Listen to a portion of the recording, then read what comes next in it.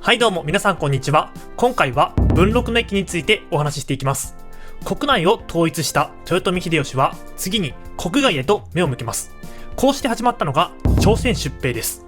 この朝鮮出兵は2回行われており、1回目が文禄という元号の頃に起きたので文禄の役、2回目が慶長という元号の頃に起きたので慶長の役と言います。今回の動画でお話ししていくのはこちら1回目の文禄の役についてです。なお今回の動画では国外が舞台ということもあり、これまで話してこなかった豊臣秀吉の国外政策について話すいい機会なので、まず最初に少し時間を戻してバテレン追放令からお話を始めていきましょう。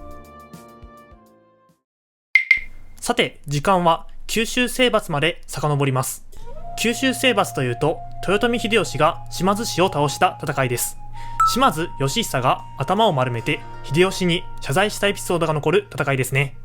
この戦いの後、秀吉は帰っていく途中に博多に立ち寄っています。ここで秀吉は戦後処理を行ったのですが、ある噂を耳にしました。大村住忠という人物が長崎の土地を教会に寄付しているという噂です。今はまだ長崎という狭い範囲にとどまっていますが、もしもこの動きが日本全国に広まっていったとしたら、日本の土地は外国に乗っ取られてしまいます。これに危機感を覚えた秀吉はキリスト教を禁止して宣教師の国外追放を命じました。これがバテレン追放令です。宣教師に対して20日以内に国外へ退去するように求めるという厳しい追放令だったのですが、貿易は今まで通り奨励するという少し矛盾した追放令だったので、効果はそこまでなかったようです。ちなみにこの時に秀吉は大名たちのキリスト教入信を許可制にしたんですが、播磨の国の明石城主だった高山右近はキリスト教を捨てずに領地を取り上げられてしまいます。さてそれでは朝鮮出兵の話をしていきましょう。全国統一を成し遂げた秀吉は国外に目を向け始めます。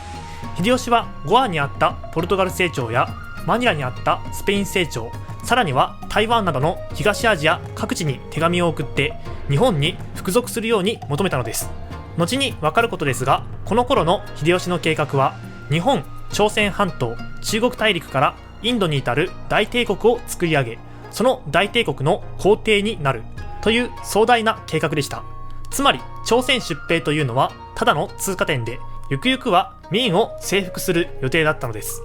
秀吉がなぜこのようなことを考え始めたのかということは今となっては分かりませんが、よく言われることとしては、全国統一により日本国内の戦いがなくなってしまい、戦うことを仕事としていた武士たちの仕事もなくなってしまった。その武士たちに仕事を与えるためにも秀吉は国外と戦う必要があったという説明がよくされています。こうして秀吉は戦いの準備を始めていきます。名古屋城の建設です。名古屋城というと愛知県にある名古屋城を思い浮かべる人が多いと思いますが、今回の名古屋城は佐賀県にある名古屋城です。つまり九州北部に大陸に攻め込むための拠点を作ったということですね。名古屋は海の深さが深かったので船を乗り入れやすいという利点があり、さらには壁島が自然の防波堤の役割をしていたので、比較的波も落ち着いており、船を停泊させるのに都合がいい地形だったのです。ここを拠点として秀吉は壱岐と対馬に基地を作って出兵しやすくしたのでした。当時名古屋城は大阪城に次ぐ規模を持った巨大な城だったらしく、現在でもその周辺には名だたる武将の陣跡がたくさん残っています。さて先ほどお話しした通り、秀吉の目標は大帝国を作り上げることです。なので秀吉としては明を倒すことが目標でした。ということで秀吉は朝鮮に対して明を倒すから先に出兵しろと命令します。しかし朝鮮はこれを拒否。それどころか明に対して秀吉が明を倒そうとしていますよとばらしてしまいます。これに怒った秀吉は15万余りの兵を朝鮮に派遣して戦いの火蓋が切って落とされます。こうして始まったのが文禄の役です。さてこの文禄の役ですが、先鋒を務めたのは小西行長と加藤清正でした。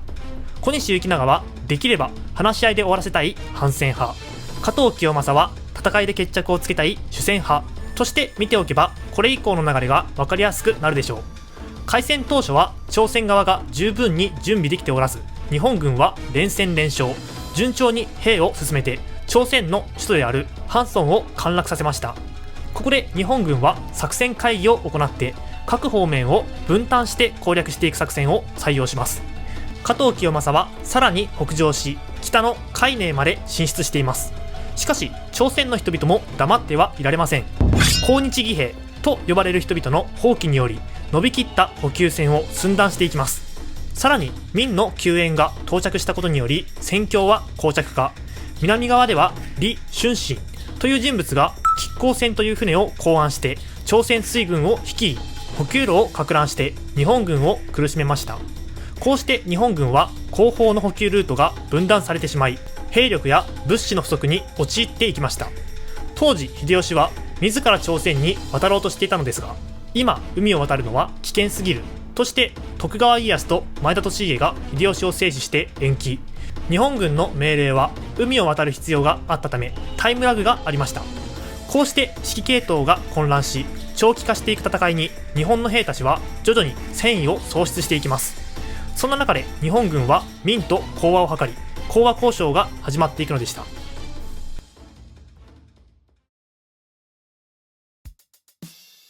さていかがだったでしょうか。こうして1回目の戦いである文禄の役が終わりましたが、この頃国内でも重要な出来事が起こっています。豊臣秀頼の誕生です。秀頼は秀吉と淀殿との間に生まれた子供で、秀吉は彼の誕生をすごく喜びました。しかし秀吉はこの頃すでに姉の子である豊臣秀次を養子として家督と関白職を譲っていたのです。そんな状況で秀頼が生まれたので、秀頼に後を継がせたいと考えるのも自然な流れでしょう。最初のうちは秀吉と秀次の関係は良好だったものの、次第に関係は悪化して秀次は謀反の疑いをかけられてしまいます。謀反の疑いをかけられた秀次は高野山へと逃げ出して自身の無実を証明するために切腹。これに驚いた秀吉は放っておくと無実の秀次を死に追いやった悪者扱いされると考えます。こうして秀吉は秀次の悪い噂を流して秀次を悪者に仕立て上げ、秀次の妻や子供たち30名余りを京都の三条河原でことごとく処刑したのです。現在その場所には瑞泉寺というお寺が建っています。境内には秀次を供養する塔があり、その周辺には処刑された妻や子供たちの塔もあります。悲運な後継者である秀次を偲ぶ方はぜひ訪れてみてください。さて次の動画では慶長の役についてお話ししていきます。それではまた次の動画で。